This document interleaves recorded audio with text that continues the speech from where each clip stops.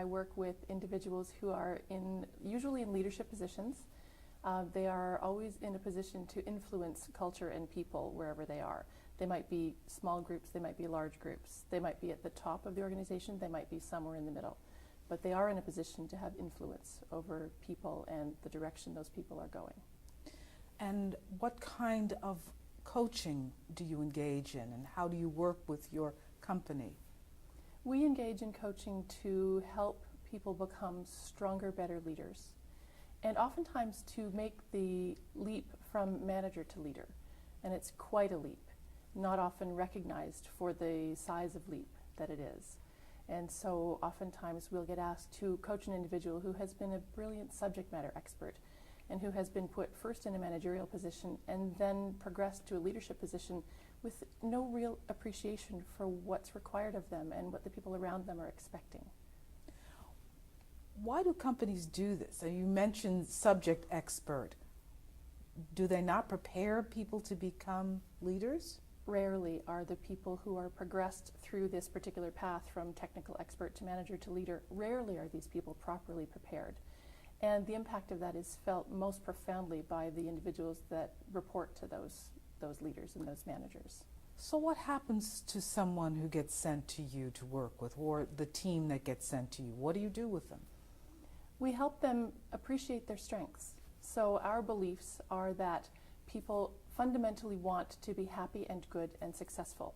And they oftentimes are just not equipped with either the self-awareness or the tools and the skills to be happy and good and successful, and then to create a ripple effect of all of those positive things outward towards the teams and the organizations that they impact. So we help them generate some self-awareness. We use assessment tools and processes to help them get a new sense of themselves and their strengths, and then work with them to integrate that new self-awareness into new behaviors and new skills. Talk about some of the problems of organizations that don't have this awareness, that don't have the skills. What are some of the pitfalls of managers that are not really trained to be leaders? People don't leave bad jobs, they leave bad managers. And so if I am feeling unappreciated, if I'm being required to work at something that doesn't fit with anything I'm naturally good at, I'm going to be conflicted and miserable, and I'm ultimately going to leave. And that is a high, high cost to organizations. Many times we're brought in to work with someone who might be a really necessary component to the organization in terms of their skills, but who doesn't know how to lead people and build relationships. And as soon as we can help them build those relationships and lead those people more effectively, they are then able to bring their natural strengths back into the equation instead of struggling. And then everything just works more smoothly and more productive. Do you go to the organization, or do the individuals come to you?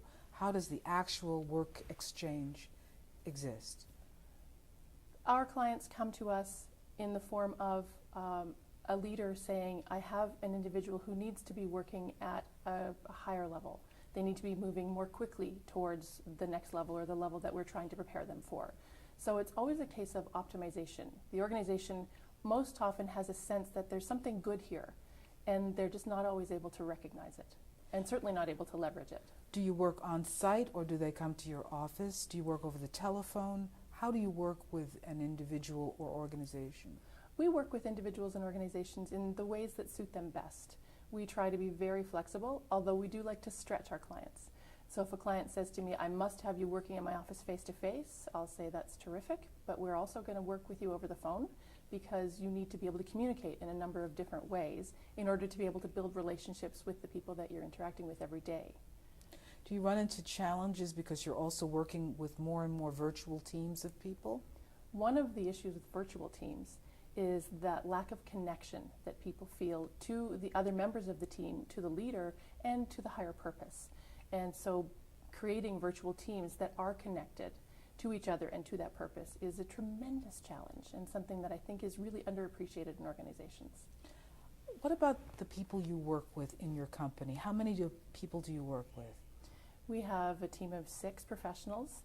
They are executive coaches, they are assessment professionals, psychologists, we have executive recruiters, and all of these people have depth of business background, they have life experience, and they come from a variety of different functional perspectives.